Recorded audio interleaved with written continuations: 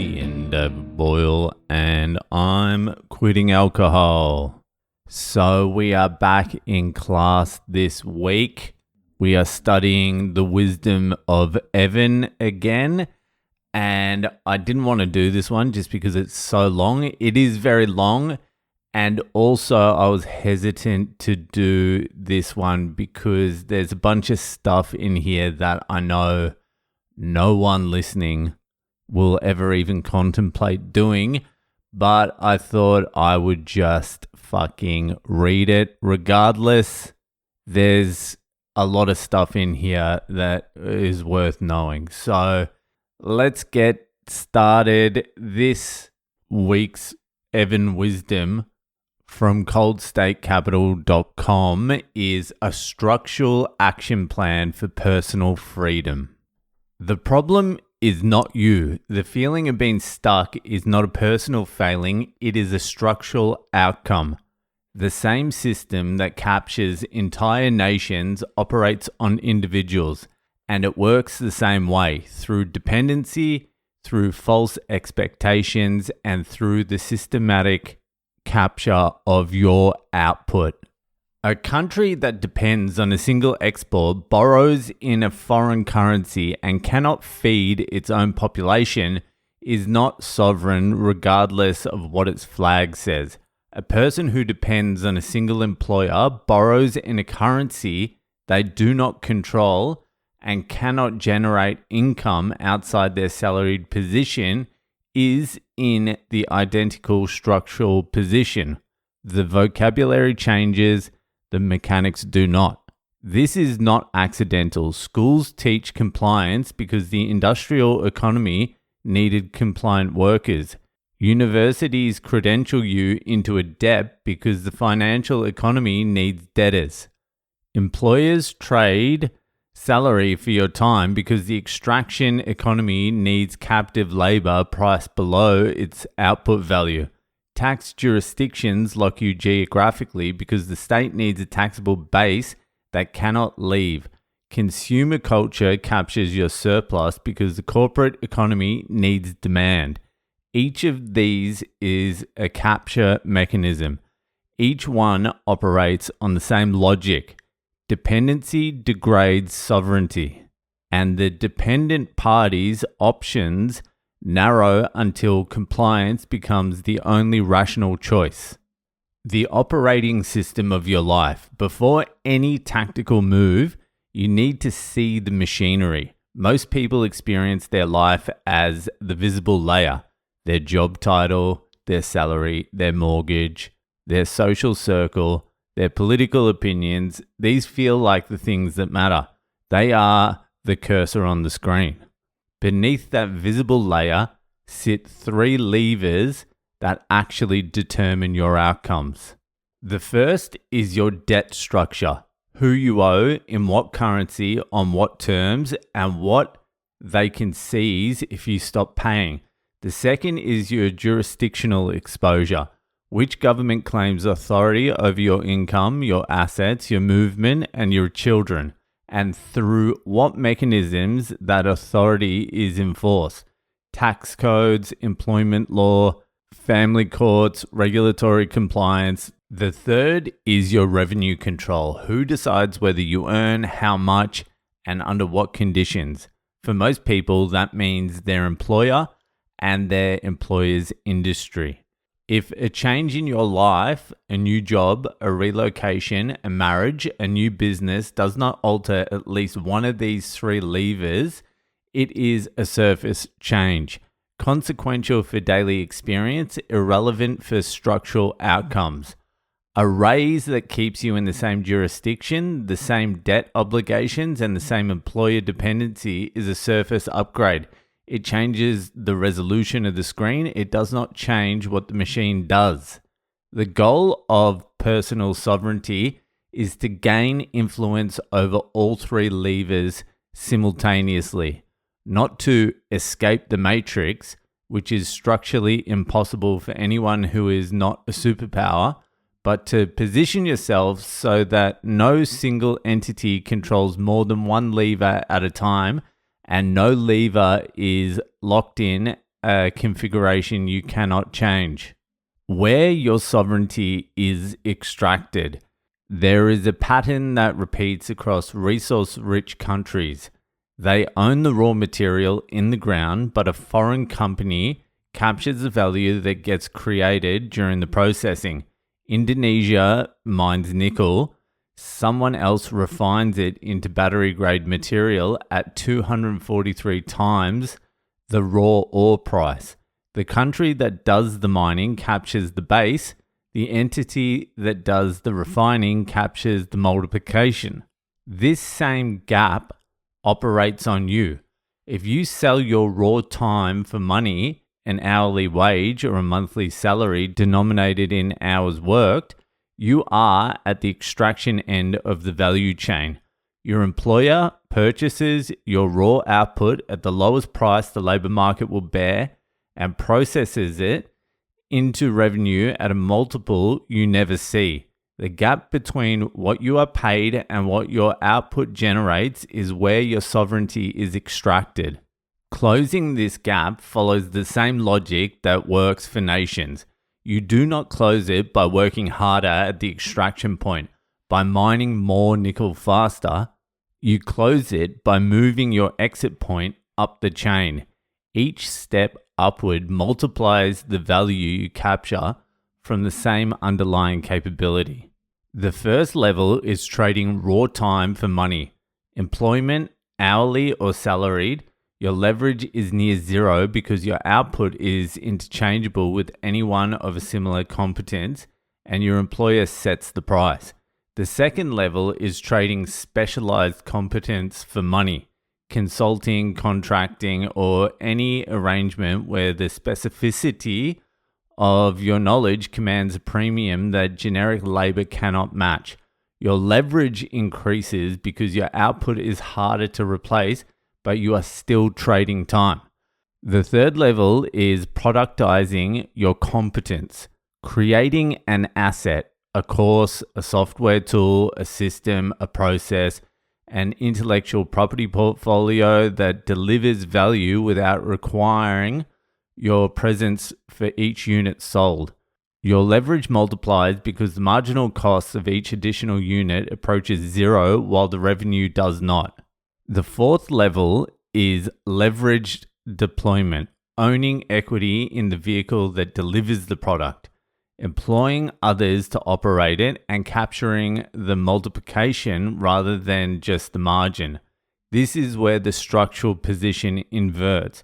You are no longer the nickel miner, you are the refiner. This ascent is not just about making more money, it is about moving from a position where the system captures your value to a position where you capture your own. Every hour spent building competence, developing a product, refining a reputation, cultivating a network, this is the work of closing your personal capture gap.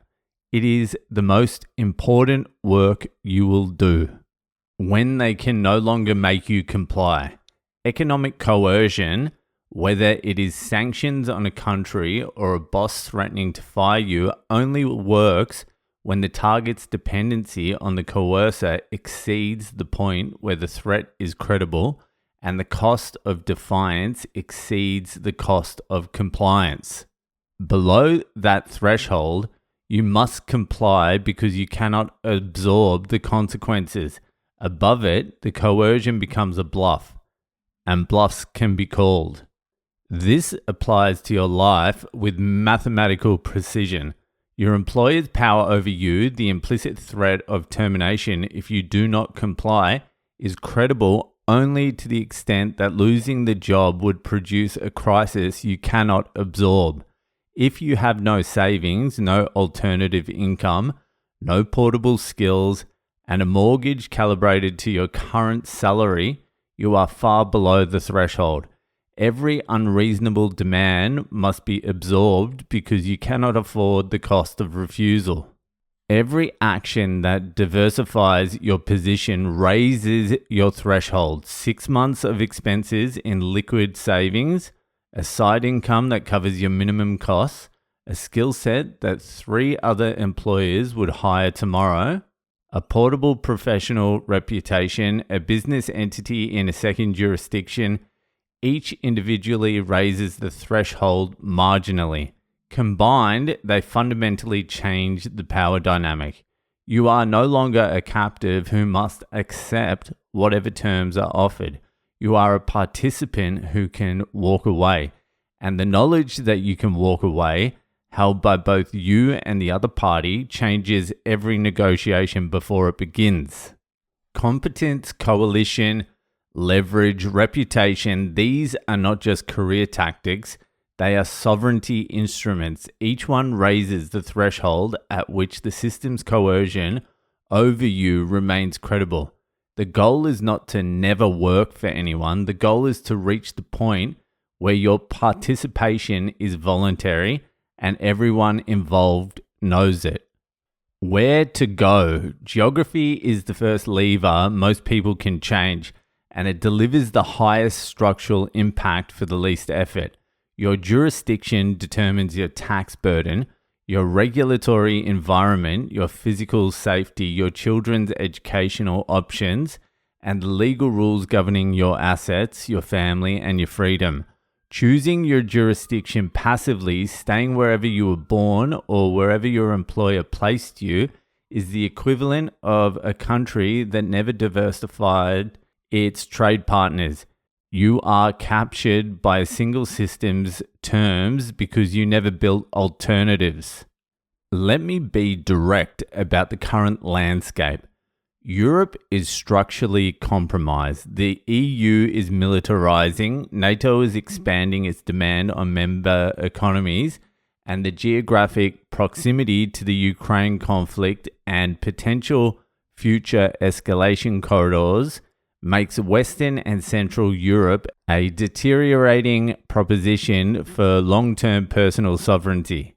Add aggressive taxation, expanding surveillance regimes, and an increasingly interventionist regulatory posture, and Europe becomes a place to hold a passport for optionality, not a place to build your base. The exceptions, Portugal, parts of Spain, are lifestyle plays, not structural sovereignty plays. They can work short term, they are not where you anchor a 20-year plan. The Gulf is the structural center of gravity for personal sovereignty in this era, and it is important to be honest about what is accessible and what is not. The UAE is the most developed option.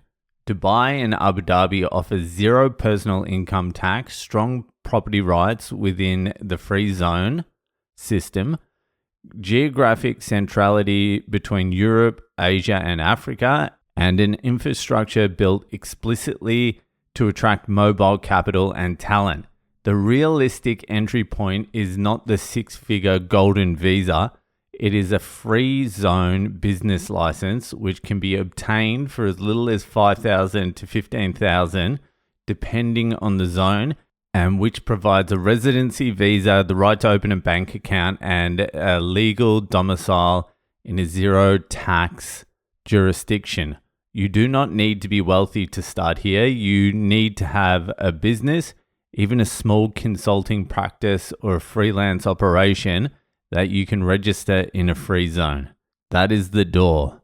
Oman is quieter, cheaper, and increasingly accessible. It is building its own economic diversification under Vision 2040, and residency by investment thresholds are lower than UAE, though less standardized. Oman offers something Dubai does not: a slower pace, lower cost of living, and a cultural environment that is less transactional. For families, particularly those with young children, Oman deserves serious consideration as a base. The trade-off is fewer direct flights, a smaller international business community, and less developed free zone infrastructure, but it is building, and early movers into a jurisdiction that is building get better terms than latecomers to one that is mature. Saudi Arabia is the long play. Riyadh is being engineered from the top down as a global city. And the pace of change is extraordinary. Vision 2030 is not a slogan, it is a multi-trillion-dollar restructuring of an entire economy. And it is creating demand for exactly the kind of skilled mobile professionals this report is written for. The Saudi Premium Residency Program offers a path for those with professional qualifications or business credentials. The cost is meaningful but not prohibitive for someone with a professional income. The structural advantage of Saudi is its sheer economic mass and the fact that it is building a new system rather than patching an old one. The disadvantage is that the social environment is still in transition and the regulatory landscape can be opaque. For a single professional or a young couple, Riyadh is a strong bet on the next decade. For a family with school-aged children, it depends on how quickly the international schooling ecosystem matures, and it is maturing fast. For those starting with very little capital, the realistic geographic sovereignty sequence looks different, and there is no point pretending otherwise. If you cannot afford a UAE free zone license today, you work toward it. The immediate moves available at near zero costs are establish remote work capability in your current field so that your income is not tied to your physical location. This single change, the decoupling of where you earn from where you sit, is the most important geographic sovereignty move available to someone without capital. Once your income is portable, you can relocate to a low-cost jurisdiction that improves your structural position while you build towards the Gulf. Malaysia offers a low cost of living, decent infrastructure, territorial elements in its tax treatment of foreign income, and a cultural environment that is welcoming to Muslims and non-Muslims alike. It is not a final destination for sovereignty. It is a staging base. You live cheaply, you build your remote income, you save aggressively, and you use that cost arbitrage to accumulate the capital needed for the next step. Georgia is another staging option. A flat 1% tax on turnover for small business, extremely easy company formation, low bureaucratic burden, and a cost of living that allows aggressive saving on a modest income. Tbilisi has a growing, that's the capital, has a growing community of remote workers and small business operators using exactly this playbook. Turkey is a special case. It is geographically positioned between Europe, the Gulf, and Central Asia. Turkish citizenship is achievable through property investment at a relatively high threshold, $400,000, but Turkish residency is much cheaper and provides a functional base. The lira's instability is a real concern for anyone holding savings in the local currency, but if your income is in dollars, euros, or dirhams, the cost of living in Istanbul and Antalya is remarkably favorable. Turkey also provides E2 treaty investor visa access to the United States, which is a unique structural benefit for anyone who needs periodic access to the American market. On passports, let me be realistic. The Caribbean citizenship programs that get discussed constantly, St. Kitts, Dominica, Grenada, cost $100,000 or more. For someone earning a middle-class salary in the developing world, that is not a near-term option. It's a 5 to 10 year target. Do not let the passport conversation paralyze you. A passport is a tool, not a prerequisite. The structural sovereignty moves, portable income, jurisdictional diversification, competence development, can all be executed on whatever passport you currently hold. The passport upgrade comes later, funded by the income your structural position generates. If you do not have capital for passport acquisition, prioritize based on structural utility, not prestige. A Vanuatu passport costs less than a Caribbean one and provides visa-free access to much of Europe and Asia. It is not glamorous, it is functional. A Turkish passport acquired through property investment gives you a physical asset plus citizenship plus US treaty access. That is a 3-for-1 structural play if you can reach the threshold. Caribbean programs remain the gold standard for pure travel freedom at the citizenship by investment level, and Dominica is the most cost efficient of the established programs. What to do for money? The financial life of most individuals mirrors the structural weakness of captured states. Single income, single currency, single jurisdiction with debt denominated in the same currency their paycheck arrives in, and savings held in instruments controlled by the same system that controls their debt. The sectors that offer the highest structural return for personal sovereignty are those where the value chain capture gap can be closed efficiently, where demand persists regardless of economic cycles, and where geographic independence is genuinely feasible. Technology services, specifically software development, AI tooling, data infrastructure, and cybersecurity, meet all three conditions. Demand is structurally expanding globally. Delivery is location independent. The productization path from consultant to product owner to equity holder is well worn and documented. You do not need to be a genius coder. You need to understand how technology solves problems for businesses, and you need to be able to either build or manage the building of those solutions. Financial services and advisory work operate inside the extraction system itself, which means understanding the system gives you a genuine edge. Cross-border structuring, international tax advisory, wealth management for mobile individuals and families, these are growing fields precisely because the complexity of navigating multiple jurisdictions creates demand for people who understand what you're reading right now. If you have a background in finance, law, or accounting, this is probably your shortest path to closing the capture gap.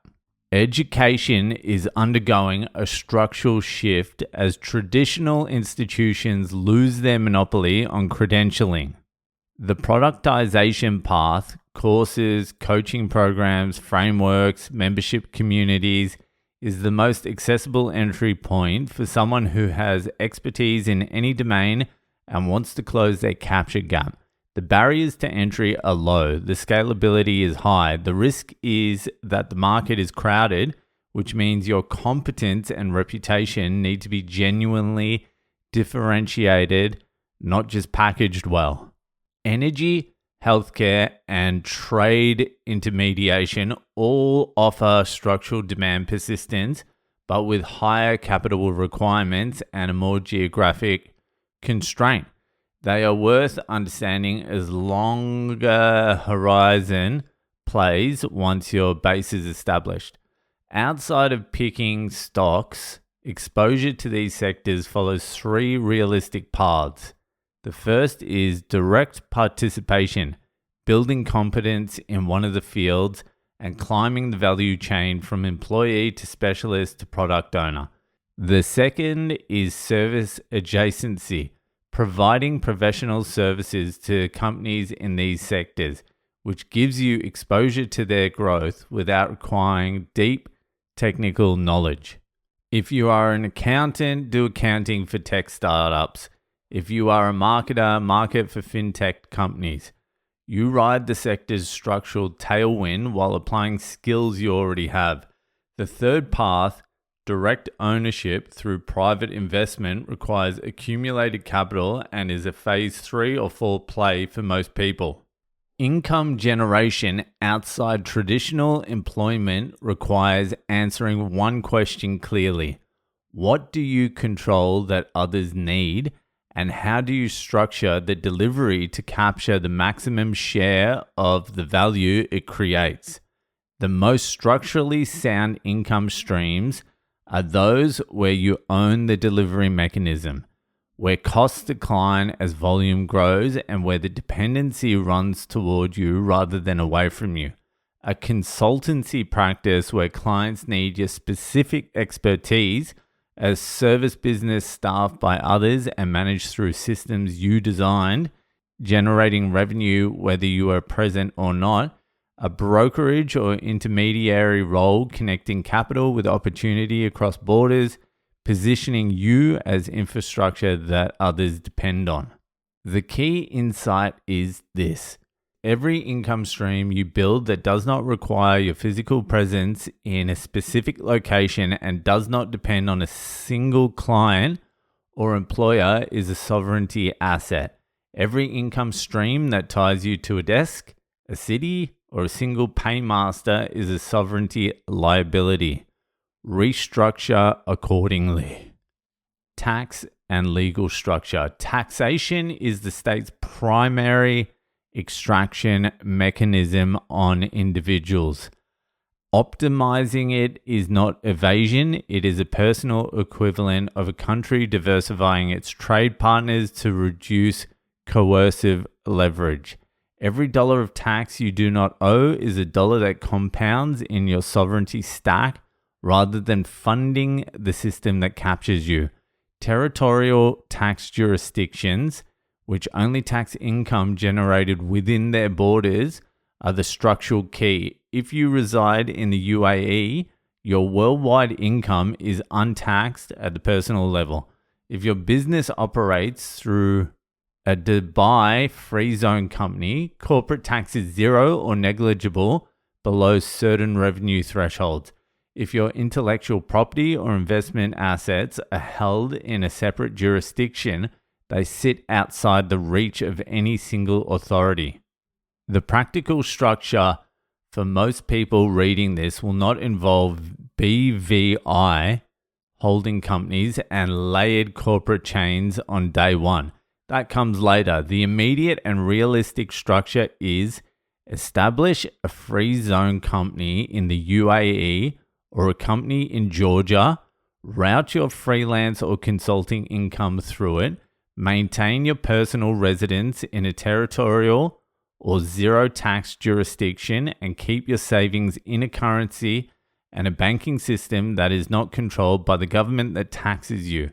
This alone, achievable for someone with a laptop and marketable skill, changes your structural position more than a decade of raises in a high-tax salaried job.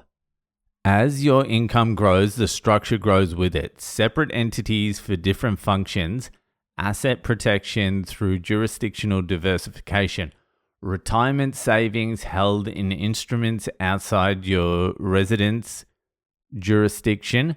The complexity scales with your means, but the principle is available to everyone immediately. Separate where you live from where you earn, from where you hold assets. 3 jurisdictions is not paranoia, it is structural hygiene. Professional guidance is non-negotiable once you have meaningful income flowing through these structures. A qualified international tax advisor costs money. That cost is an investment in infrastructure that compounds. Get the structure wrong and you face penalties, double taxation or worse. Get it right and it works for decades. Family. Your family is your infinite game structure. States cannot dissolve or cash out. They must plan for continuity across generations. So must you. The decisions you make about partnership, children, and education are sovereignty decisions that compound across decades. Partnership selection is the single highest leverage decision in your entire sovereignty project. The right partner doubles your capability, diversifies your risks through different skills, different passport, different professional network, different cultural fluency, and creates a 2-person coalition that operates with shared objectives and complementary strengths. The wrong partner is a structural liability that degrades everything else you build. Legal exposure through divorce jurisdiction, financial exposure through shared debt, geographic lock-in through custody arrangements, psychological drain that erodes the energy required for everything else. This is not romantic advice, it is structural analysis. Align interests before committing, build trust through shared vulnerability and demonstrated reliability over time. Protect partnership through shared standards. Be intolerant of anything that erodes the values holding it together. The same coalition logic that governs boardrooms and alliances governs marriages. Ignore it at your structural peril. Where your children go to school is a 20-year decision. Traditional schooling systems in most captured states are designed to produce compliant participants in the extraction economy. The curriculum teaches what to think, not how to think. It credentials compliance, not competence. It sorts children into tracks that serve the labor market, not the child. If you are based in the Gulf, the international school ecosystem is strong and growing. IB programs in Dubai, Abu Dhabi, Riyadh, and Muscat provide globally portable credentials. Homeschooling and hybrid models are increasingly viable with online resources that did not exist a decade ago. The goal is not to find the most prestigious school. The goal is to raise children who understand how power works, how money works, how systems capture people, and how to build lives that are structurally free. That education happens partly in school and mostly at home, through what you do, what you tolerate, and what you refuse to accept. Bring them into the business environment early. Let them see how decisions are made. Let them understand that the life they live was built deliberately, not inherited passively.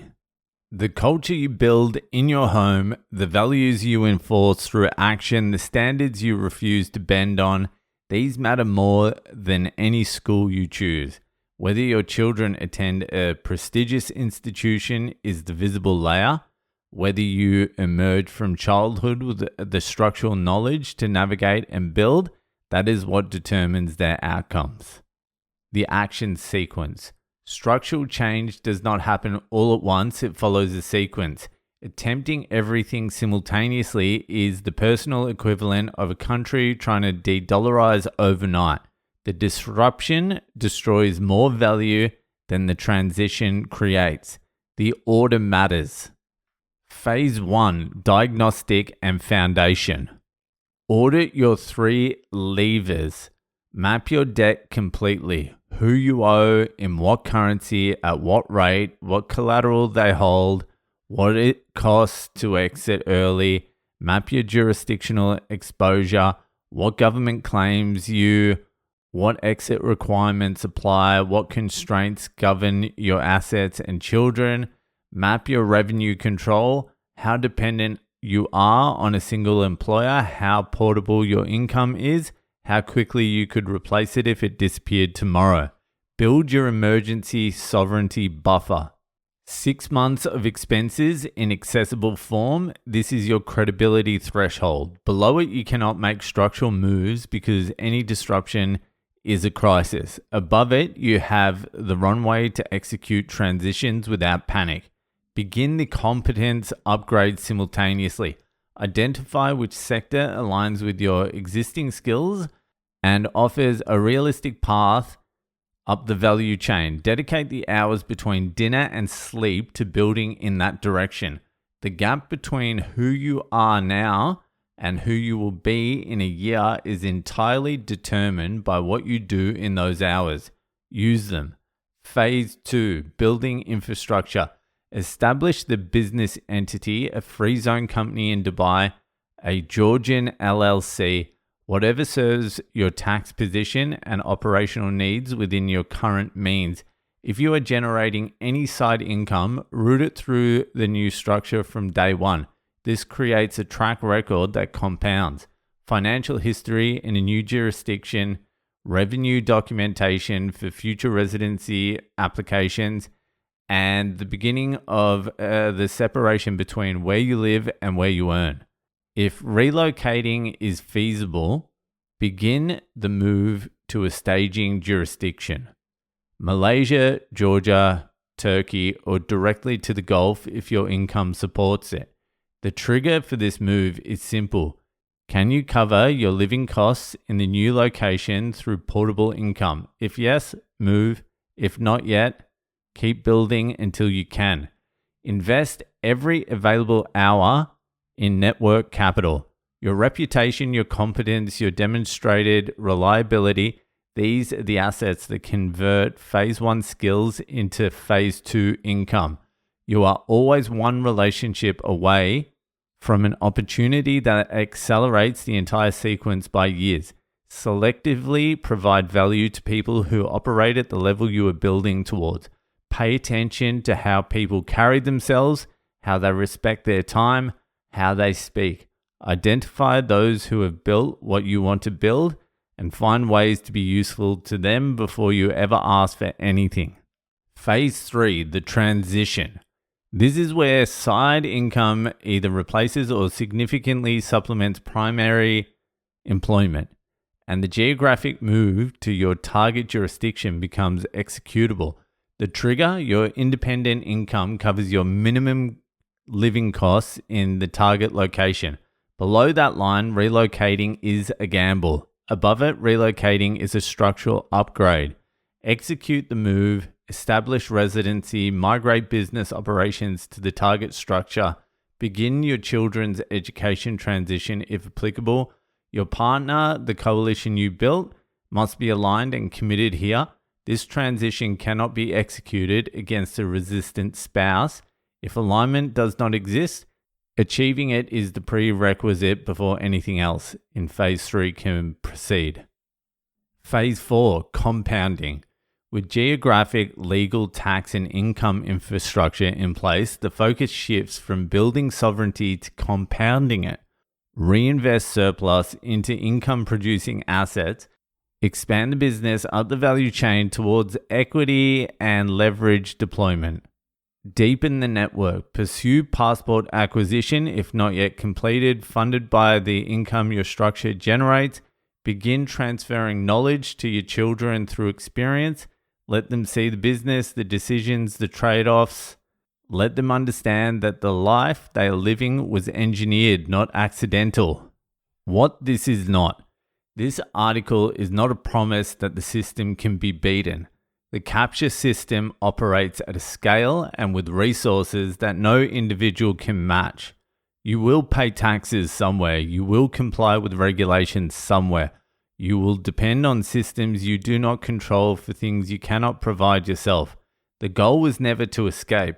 It was to navigate, to build a life where the number of surfaces the system can grip is minimized, where your participation in any given structure is as close to voluntary as you can make it, and where the compounding of your decisions over decades produces a position your children inherit, not as a privilege but as knowledge. Most people have been conditioned since school to operate within the rules designed for the system's benefit, not theirs. The first act of sovereignty is seeing the rules. The second is understanding they are not walls, they are a game. And games can be played well by those who understand them better than the people who wrote them intended. The people who wrote the rules assumed you would never read them. You are reading them now. That is where it begins. All right. All right, everyone's moving to Saudi Arabia now. Pack your bags. We're starting a company. We're all in Riyadh, Mecca. We're all converting to Islam. We're doing it. Let's do it. Anyway, I hope you enjoyed that. I hope it was worth the long read. That'll do for tonight, and I'll see you the fuck later.